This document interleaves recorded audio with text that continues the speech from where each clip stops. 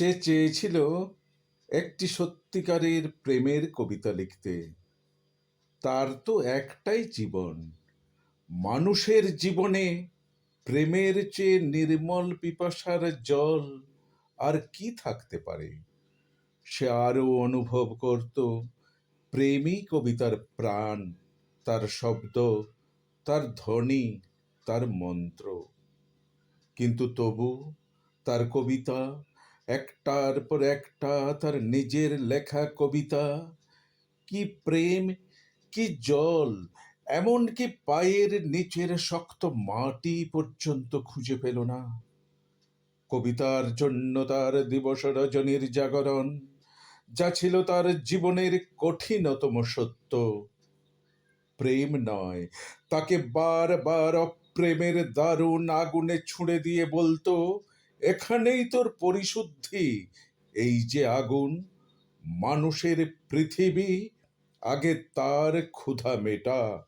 তোর সমস্ত কবিতা, তোদের সমস্ত কবিতা, সে তার ক্ষুধার্ত জীব দিয়ে চেটে খাবে। তুই মূর্খ, জীবনের পাঠ এখান থেকেই শুরু কর। দেখতে দেখতে তার কৈশোর গেল, যৌবন গেল।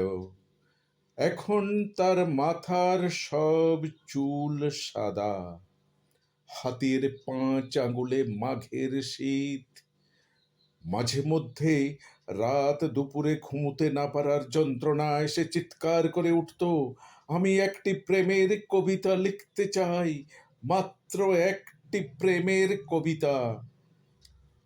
আর তখনই শোনা যেত তার মাথার ভিতর, তার বুকের মধ্যে সেই কঠিন তিরস্কার, বুড়ো হয়ে গেলি, এখনো স্বপ্ন দেখছিস? দেখ, ভালো করে চেয়ে দেখ, তোর চারপাশে পাকা ধানের এখন হলুদ হেমন্তের পৃথিবী। কিন্তু তারপর, তারপর কি দেখছিস? ধান কাটা হয়ে গেছে, চাষিরা ঘরে ফিরে যায়, কিন্তু মাঝখানে ও কে? ওরা কারা?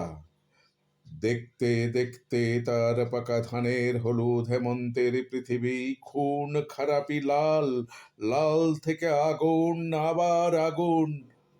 আগুন, তুমি আমাকে সারা জীবন ধরে পুড়িয়েছ, কিন্তু আমি তো শুদ্ধ হলাম না, শুধু পুড়ে গেলাম। আমি সারা জীবন শুধু হাজার হাজার মানুষের দীর্ঘশ্বাস, তাদের সর্বনাশ আমার জটায় বেঁধে সরস্বতী নদীর জলে ঝাঁপ দিতে গেলাম।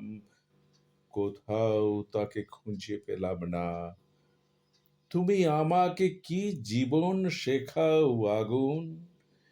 এই কি মানুষের জীবন? কবিতা, তার একটি মাত্র প্রেমের কবিতা। তুমি এখন 3 ভুবনের কোন অতলান্ত অপ্রেমের মধ্যে ঘুমিয়ে আছো? ঘুমাও, তুমি ঘুমাও।